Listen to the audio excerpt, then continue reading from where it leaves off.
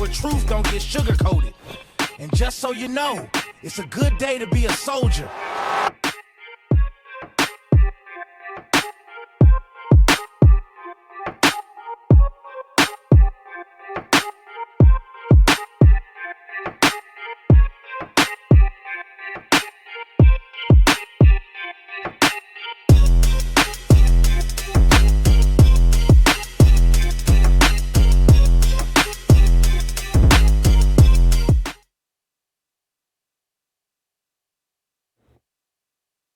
We got Nick Shirley coming back.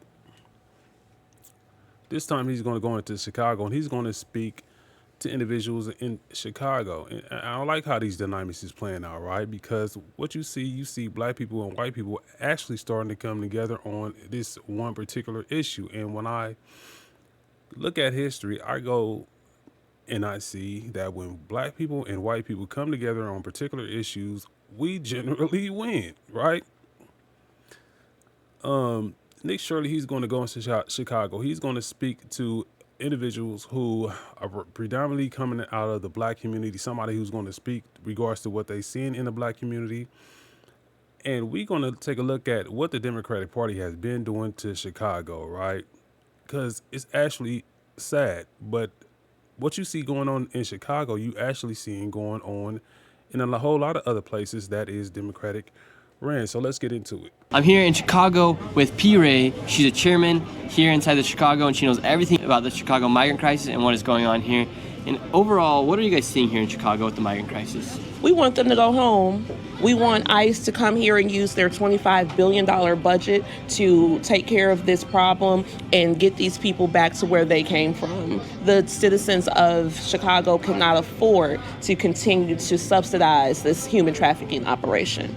If ICE wanted to, could they come in here and take the migrants away, or is it? Yes and no. So we're a sanctuary city. Our sanctuary city ordinance prevents the Chicago Police Department from working directly with ICE. So if they catch an illegal, they can't say this person is illegal, ICE come get them. So this is why we have people who are here illegally committing crimes over and over again without any federal intervention. And have there been a lot of cases where migrants have committed some pretty grievous crimes here? Yes, the most egregious crime that I've seen committed thus far is a woman was raped at 7 p.m. on the Chicago sidewalk by a migrant as she got off of the train. And I want to point out that these are not migrants, these are illegal immigrants. Our grandparents were migrants when they left the South to come to Chicago. A migrant is someone who's within the country who moves from one space to another space for economic purposes. These people are illegal immigrants because they chose to be illegally trafficked here. So I just want to make that straight. These are not migrants. Yeah, and why do you think the news and why do you think they're always saying migrants, or now they're saying even newcomers? Because they're trying to run a psych op on the people to make us believe that the crimes that they've committed are not as bad as they actually are. So you call them a migrant, you're thinking, oh, well, they're just moving from one section to another section. No, these are illegal immigrants. They chose to bypass our system and be illegally trafficked into our country. So 3 things to take note.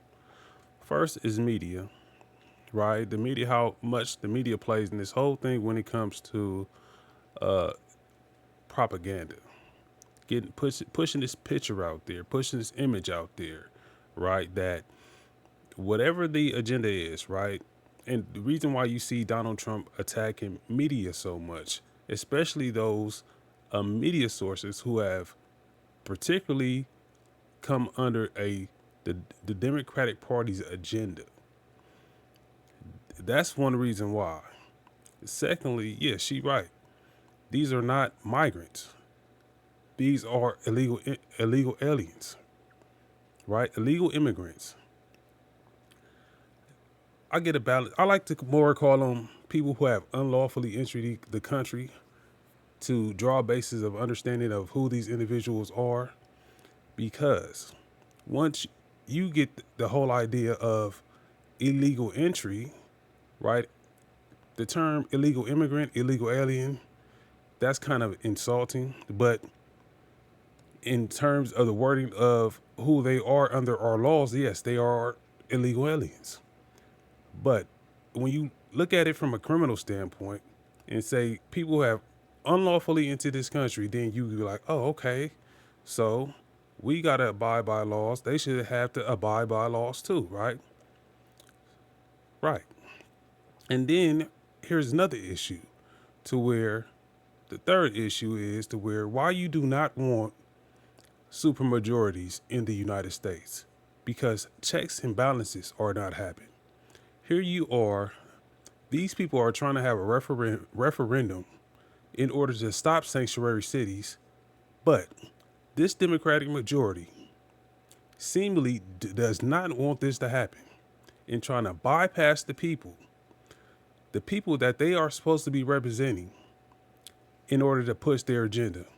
And this is where you have got to, I continuously try to push this whole idea of Democrats they are a party of control. They show themselves just like this all the time. They have been like this for ages. They care nothing about policy. They care nothing about following the rules.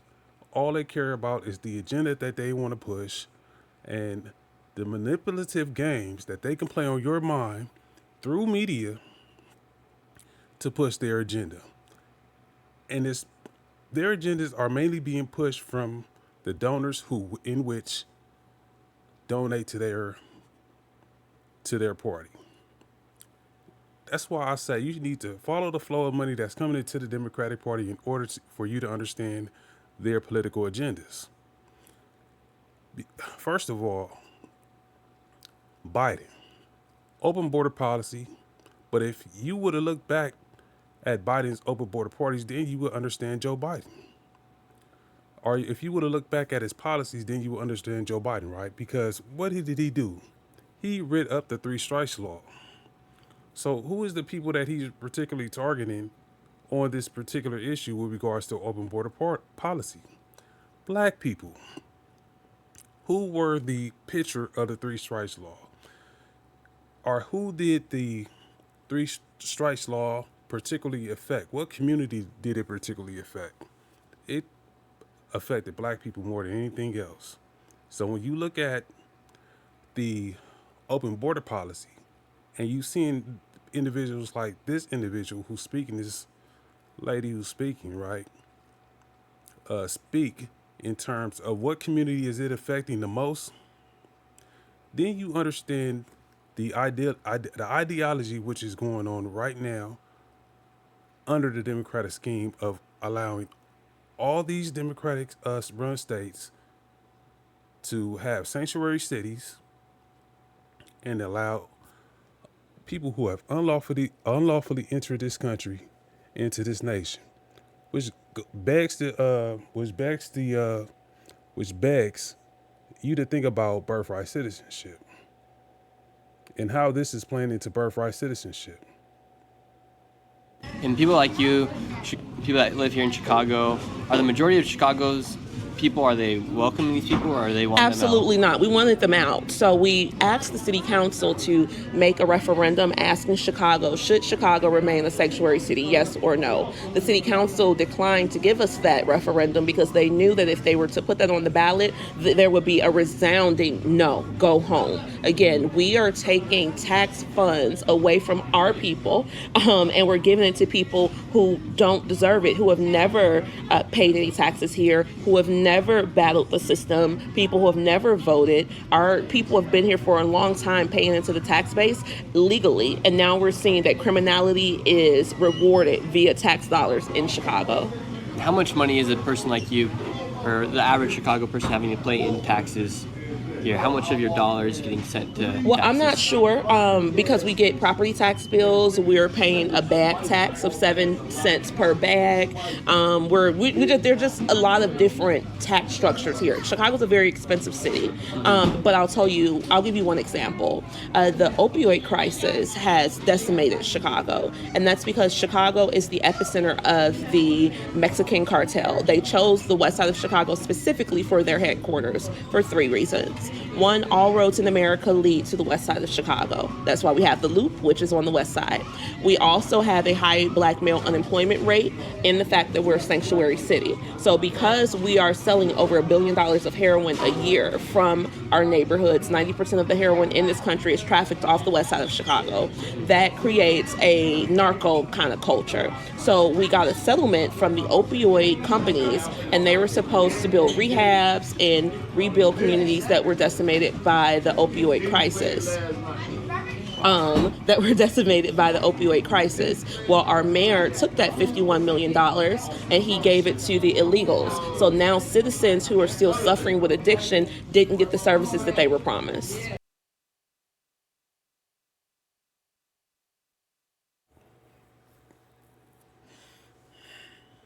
Exactly, right? You got to follow the money. You got to follow the agendas. You got to follow the policies, right? And then you be able to understand, like, why are these people doing this stuff? Now, it's not to say that they are working with the cartels particularly, right? I don't think they'll be able to have a flow on documents to where they will generally be able to say that these individuals are working with the cartels, but I guarantee you that they are working with the Mexico government in some form, or not only the Mexican government, the Venezuelan government, pretty much cartel run governments to get these individuals over here.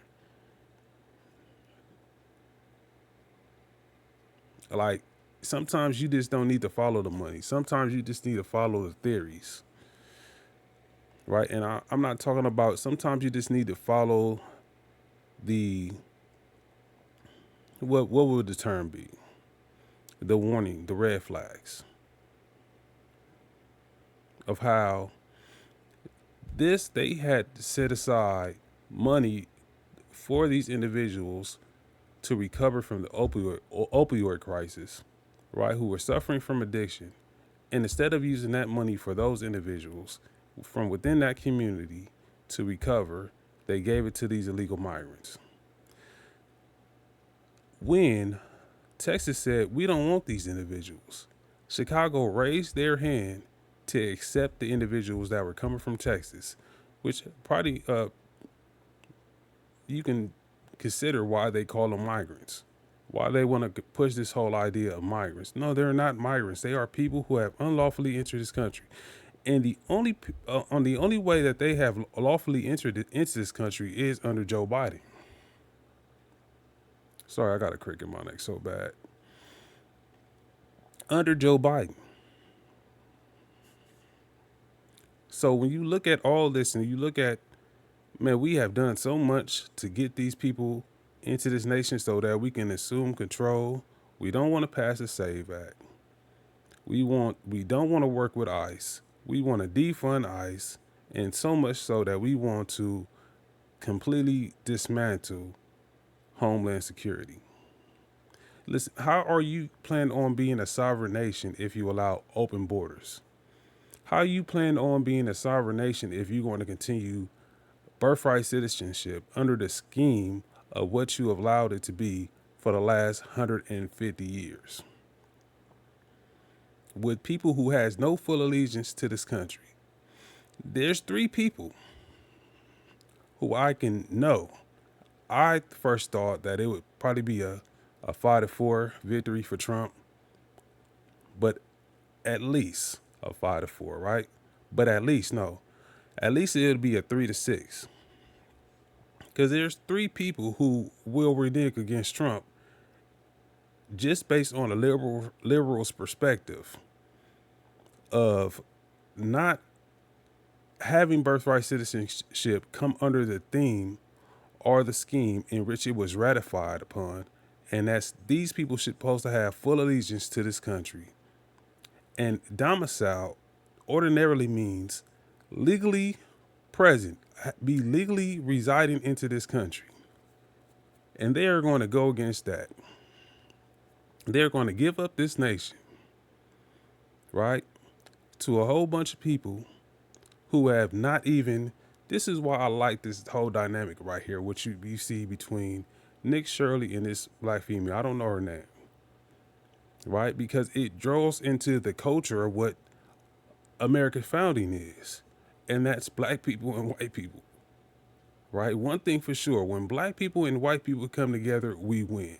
The only downfall about this is we have to wait on some liberal justices to make the decision in which they're going to find some way to falter from what the grounds of birthright citizenship was founded upon, was ratified for the full allegiance that black people have shown to this country for 400 years in slavery. For the fight, all the wars that black people participated in, all the inventions, from quantum physics to AI to the doorknob. Man, I'm, you know what I'm saying? When it comes to the building of this country, white people and black people are like this, hand in hand. Nobody else. But instead, the Democratic Party wants to hand this nation over to other people. This is not a country without borders. This is not a country with an open border policy. The control that these people want is ridiculous. What the Democratic Party is trying to do to this nation, it won't be a country anymore. Wow. Yeah.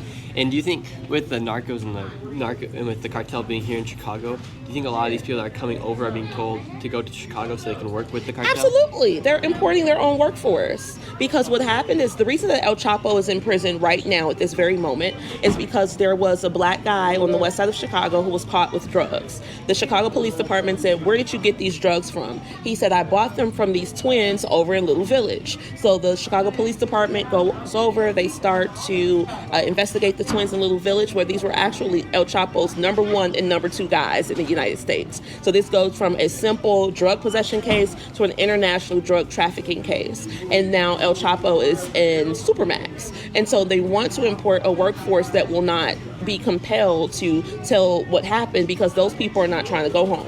When you're employing Americans, of course they're going to say whatever they have to say to go back to their families. These people have no ties here. So I believe that this is just a new imported workforce to work in the street culture. Yeah, because a lot of these migrants. And all of primarily the racism that has been going on between black people and black people in the Hispanic community has come out of the cartels. All the friction, all the contention that has been going on has been coming through the orders of the cartels.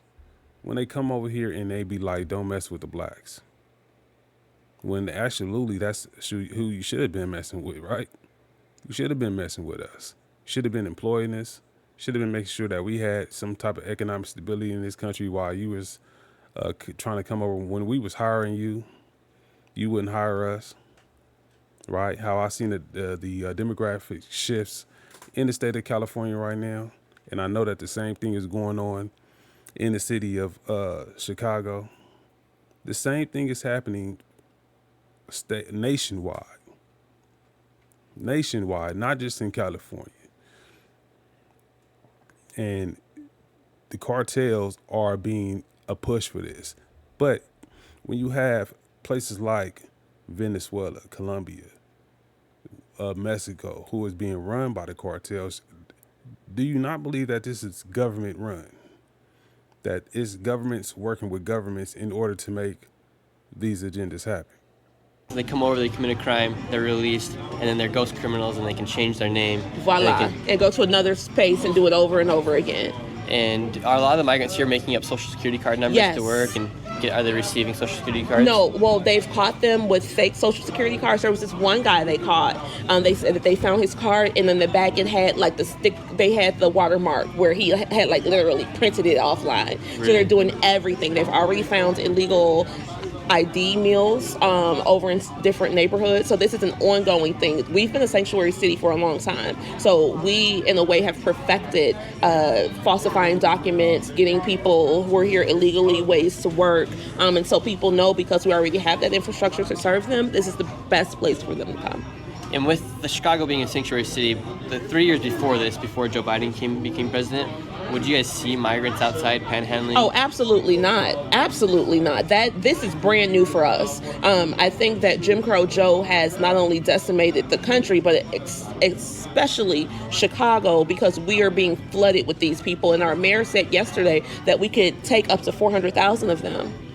And can you guys take up 400? Absolutely not. We don't have space for them. We have people here in Chicago who have been waiting on the Chicago Housing Authority on their waiting list for over 20 years. The Chicago Housing Authority is hoarding over $1 billion of federal housing funds, while our people are parked in Iowa and Wisconsin and all these other spaces. So until we can figure out how to get our people back in the housing that they were promised, we have no space, no vacancy for anybody else in Chicago. Our people need to be housed.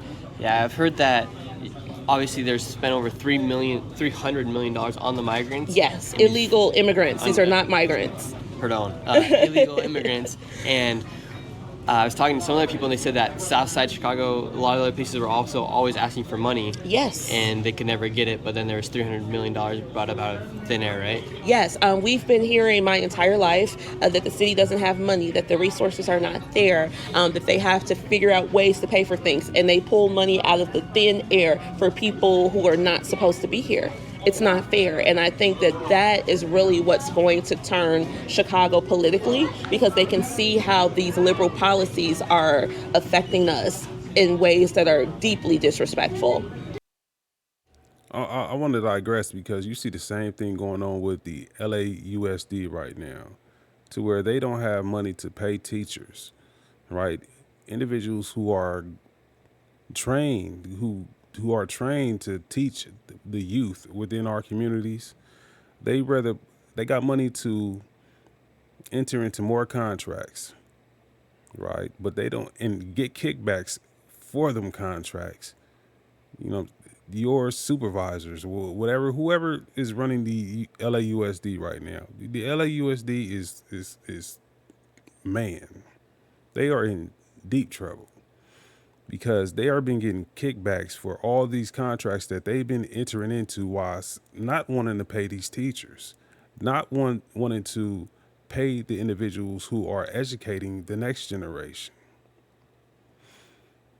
That, in a form, is the same thing of what they're going through right here in Chicago when it comes to these illegal migrants, while at the same time flooding the system in terms of education with these individuals' children, and how we're spending more on education, but we're not getting a return out of it when it comes to test scores. Classes are overrun. Classes are being overfilled. There's not enough teachers. Teachers are getting underpaid. Students are not retaining the stuff that the teachers are teaching. Even though a lot of times it is some very good curriculum, teachers have to focus on those students in the classroom who wants to learn the most, even though it is the job of the parents, right, to assist in the child's education. You don't see that in private school. When you send your child to private school, you expect for your child to be receiving the best education possible. You expect to be able to kick back, allow your child to do their homework. If they do have some questions, then you probably can get them a tutor or whatever. However, if they do have some questions, right, that teacher is going to allow them students to know where they can get that information from without even bothering their parents. Not to say that the parents shouldn't be, in that whole mechanism for the child to learn, but it is to say that we are not providing the children in the urban communities with the education that they need to thrive. And the LAUSD is a resemblance of what's going on in Chicago when it comes to money being substituted for other things besides what is actually meant for. Yeah, with what you said right there, do you think more people are going to be switching from blue to red this year than Oh, more than ever? absolutely. We have old people, young people, white, black, Hispanic, Asian, and other. All of these people have decided that what has happened in Chicago is way too disrespectful. I think that Mayor Brandon Johnson is the greatest recruiter for the Republican Party in the country right now. And do people like the mayor? Do they No, like? no, not at all. His his approval rating is 23%, and I want people to know that Black Chicago did not put him in office. A lot of times, people say, "Well, Chicago voted via race, and you get what you vote for." Brandon Johnson won 0 Black wards during the primary, so this is not our fault. This is the North Side and the progressives and that that white liberal scene that put him into play. And no, we don't. No, we've never been disrespected like this in our lives. Who voted for him then? So the second time during the general election, that's when he did get the votes, and that's only because he went against Paul Vallis. Paul Vallis is the former CEO of the Chicago Public Schools. He was the CEO in the 90s. So people who have kindergarten, 5th grade, 6th grade, 8th grade, or high school diplomas signed by Paul Vallis, we're not voting for Paul Vallis. We see him as the catalyst that began to crash the Chicago public schools. So it's not necessarily that people wanted Brandon, but they were voting against Vallis. Voting against Vallis. And then do you think that, I've always wondered with these cities that are letting all these migrants in between like Gavin Newsom, obviously Joe Biden, do you think people like the Mayor Johnson, do you think they're making money from potentially cartel members? Or So I brought General Flynn on my show. I had a very popular radio show, Black Excellence Hour. We're still live, but I was on WVON here in the city. WVON is the oldest Black radio station in the country. The call letters stand for Voice of the Negro. Martin Luther King had a show on there, Barack Obama, Brandon Johnson, and me. So this is a very politically influential station. I brought General Flynn on my show, General Michael Flynn, the former National Security Advisor, and he told us here in Chicago that our government has been compromised by the cartel. They have been paid off. They are a billion-dollar criminal organization, and of course we could come to a conclusion that they're paying for this. This is a town where money talks, and absolutely, and I believe that's why when we asked the city council to give us the sanctuary city ordinance, the aldermen voted no. Now, we didn't ask them to take it away. We asked them for the choice to vote on it, and they wouldn't even give us the choice, and I believe that's because they've been compromised.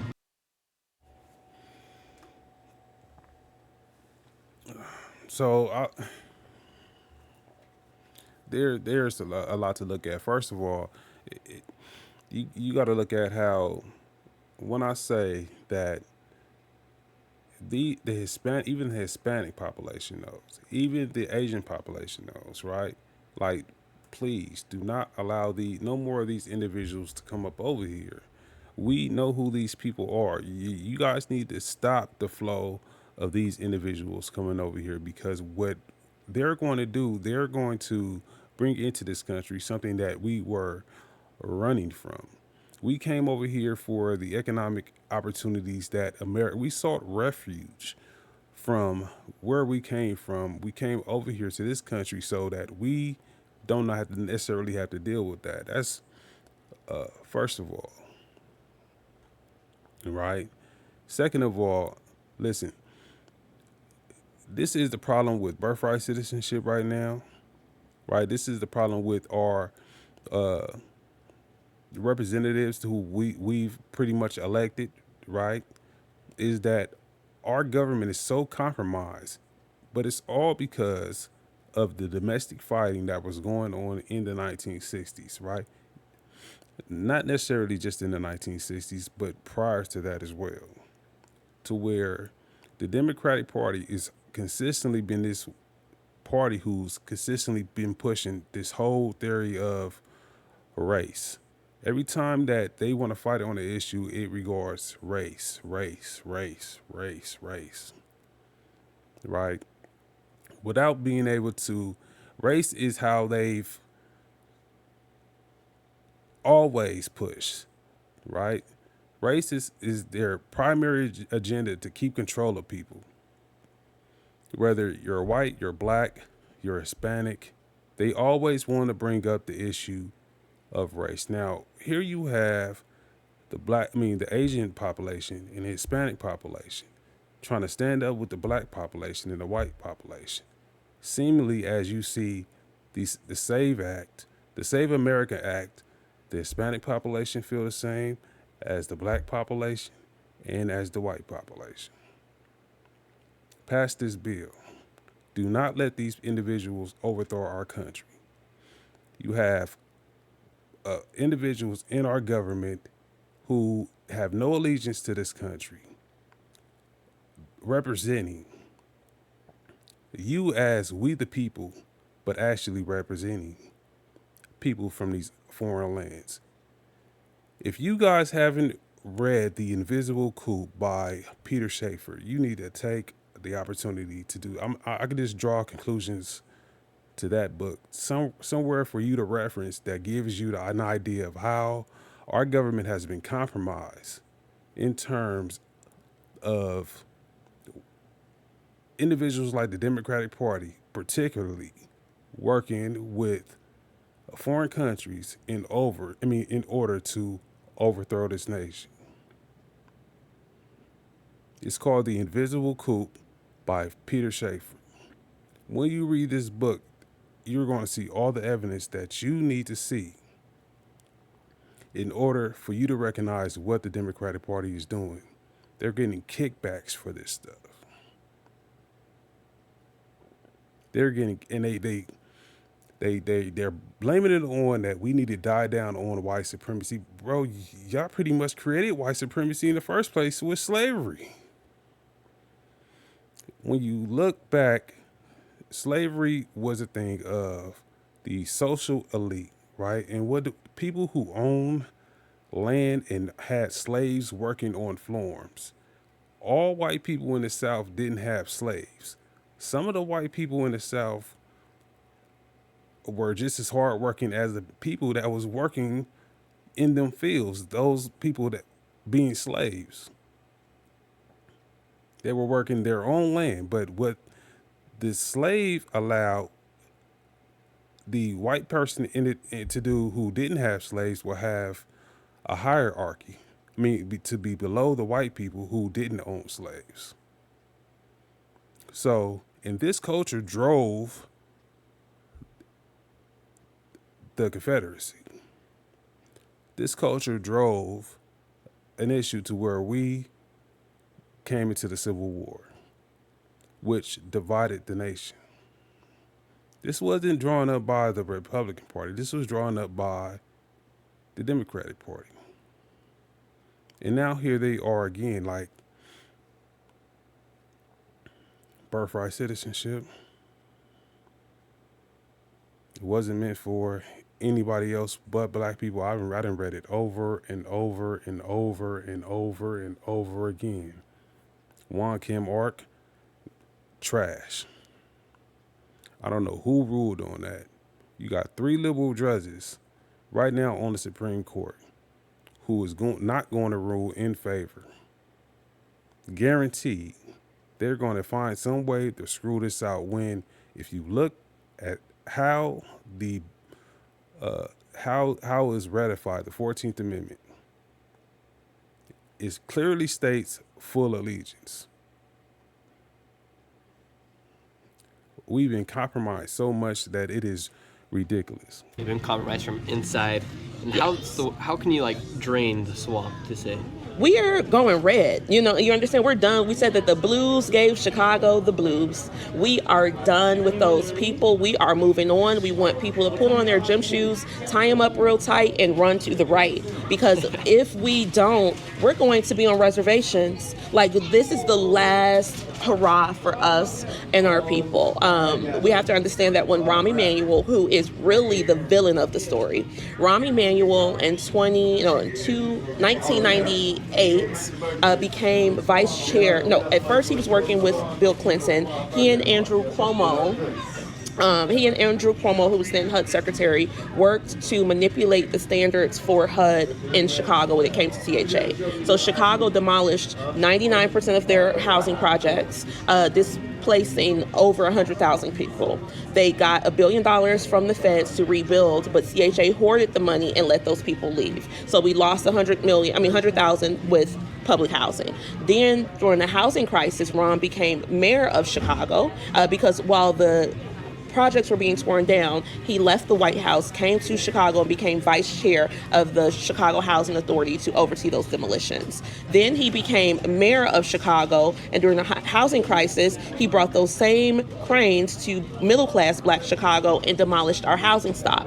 So now we lost another, let's say, 150,000 people. So this has been an ongoing move to move Black Chicago out because we know that Black people, we are the second largest ethnicity in this country. We are not immigrants. All of us can vote. All of us are qualified to vote, and they know the power of the Black vote here. We're the reason that Richard Nixon was president in 1968, and I think they've been working very hard since that 68 election to weaken our vote.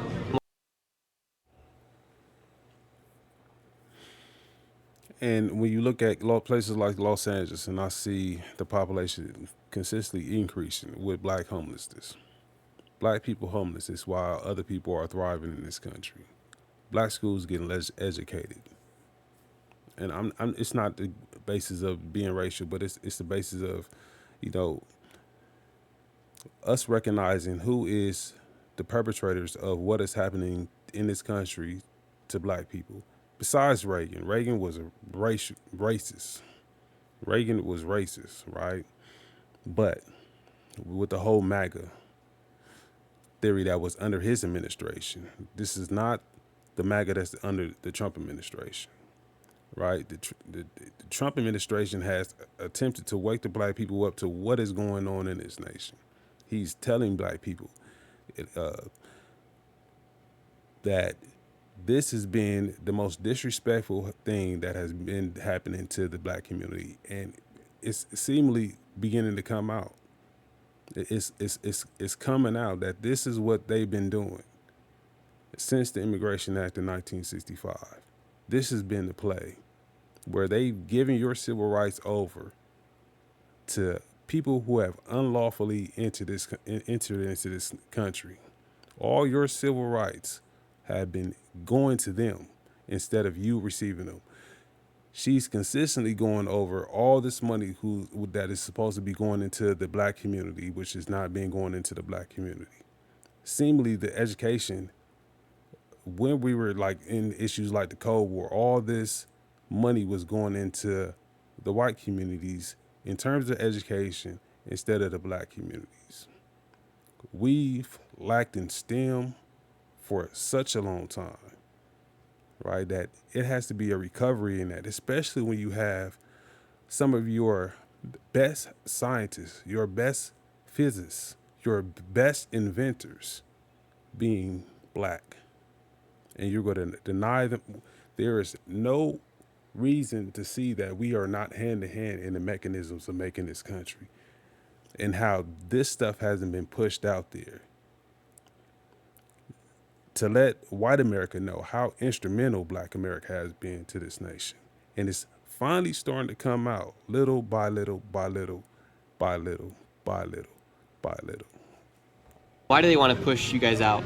What would be the reason for that? Because we can't be contained. Right now, the whole conversation is around immigrants. Every time someone says immigrants, they're saying not you Black people, not you Negroes, because we're not immigrants. And so now the move with the labor movement has been to raise the wages.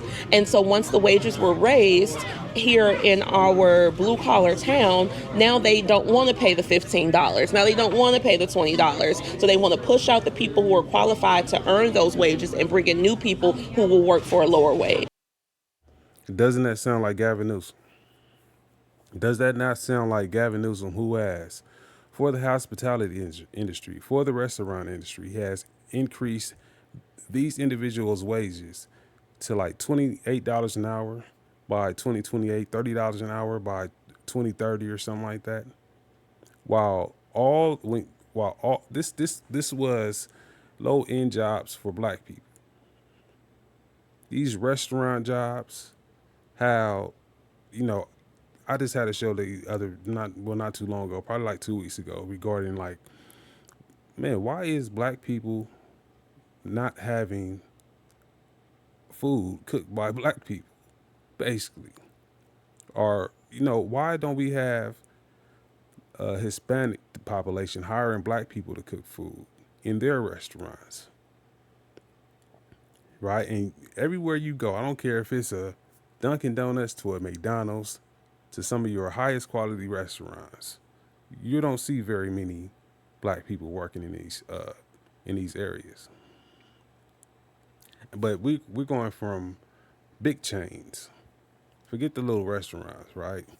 The little luxury restaurants. But you don't see us working in numero unos and grocery stores in California.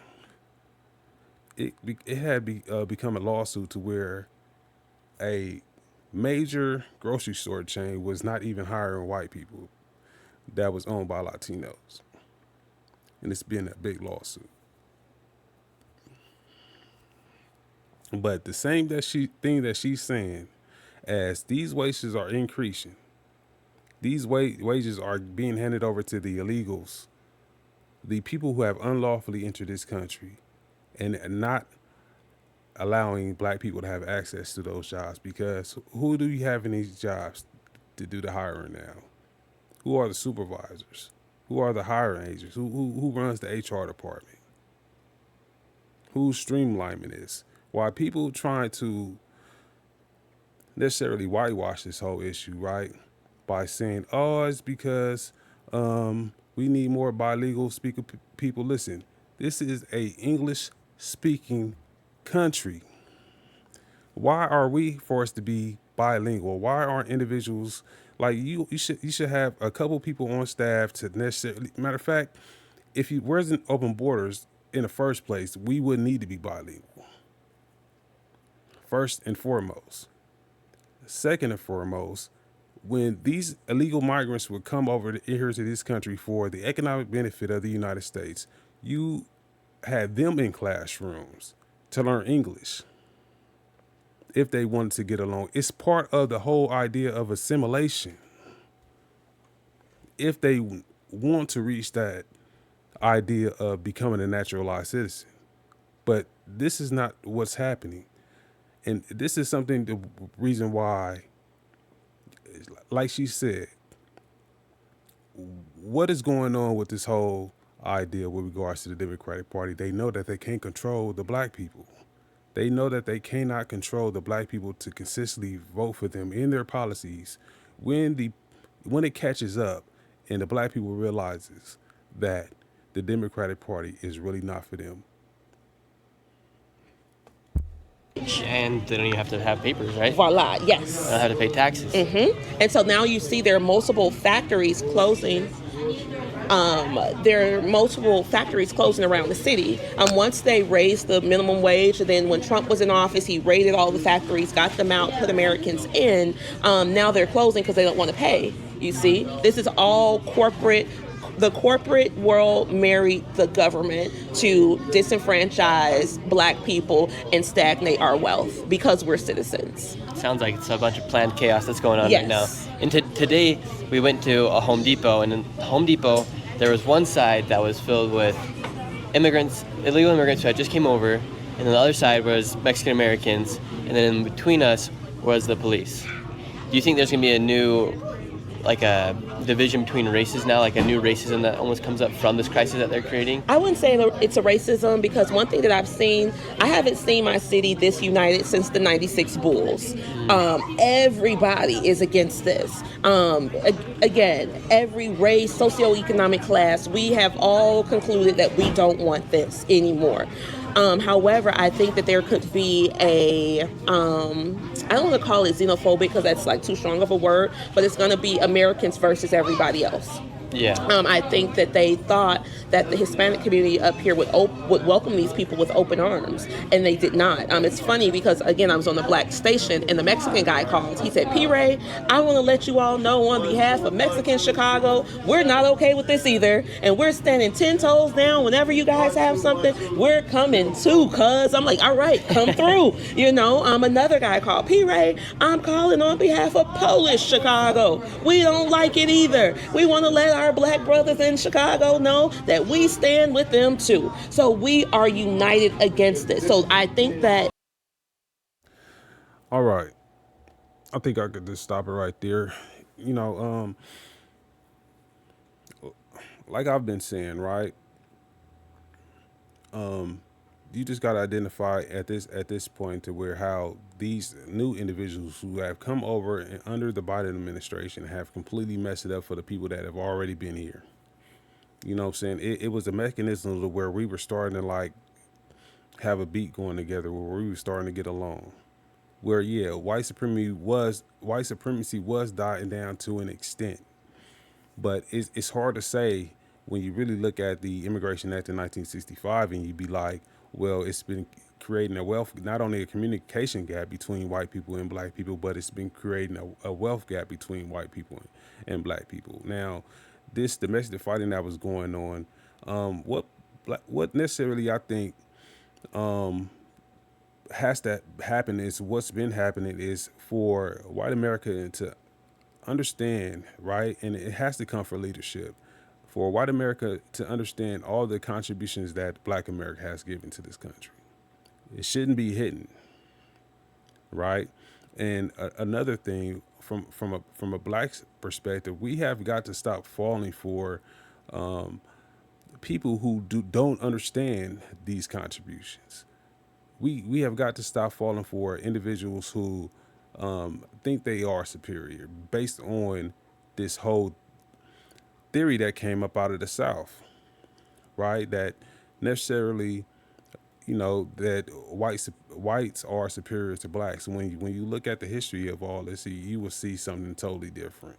Yeah, white people may have in some form created the system. I'm talking about the policies and how they were initiated. But when you look in so many other areas with regards to the United States of America, we've given each other a culture to stand on.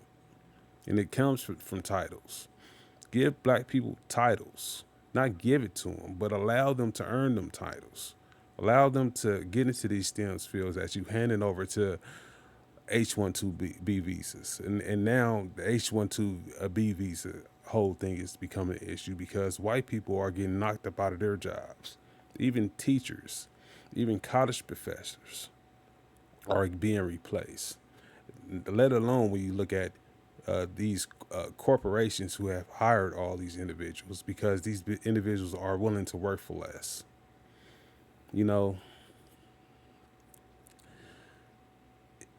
the reason why it's so important, like at least, okay, well, with AI coming into existence right now, the workforce is going to get that much more less.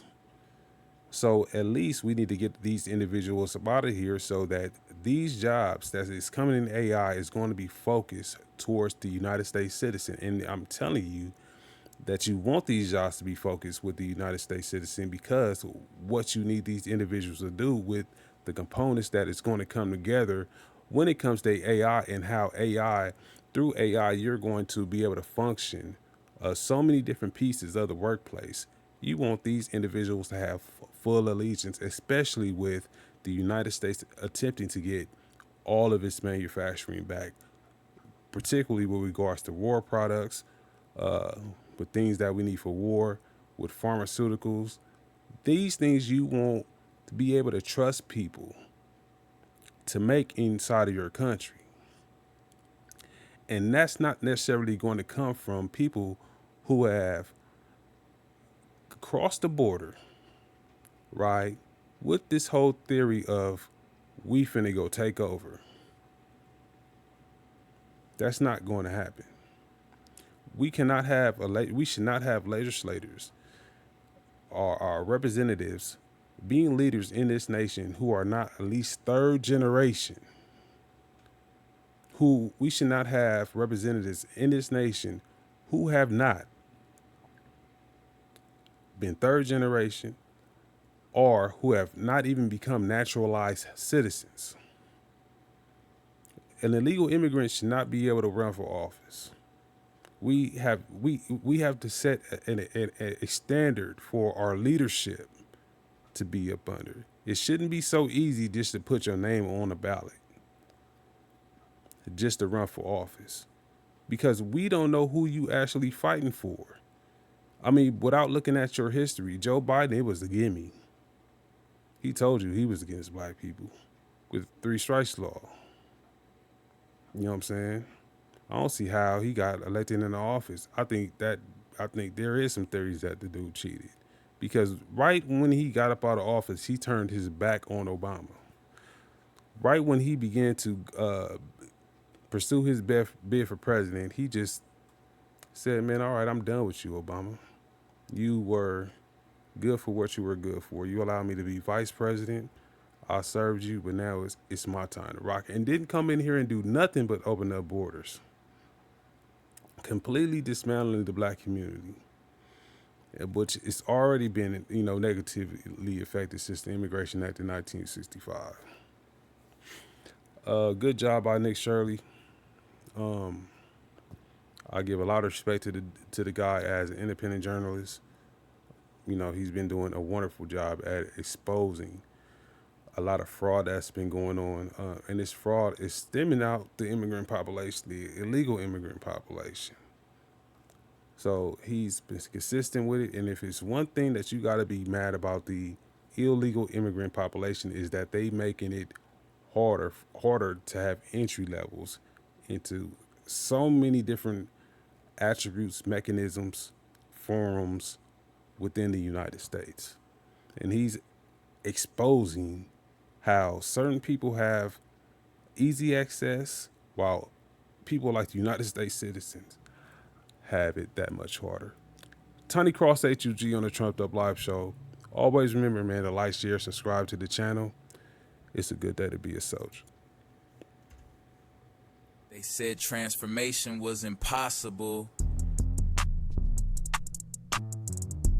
Faith, facts, and fire.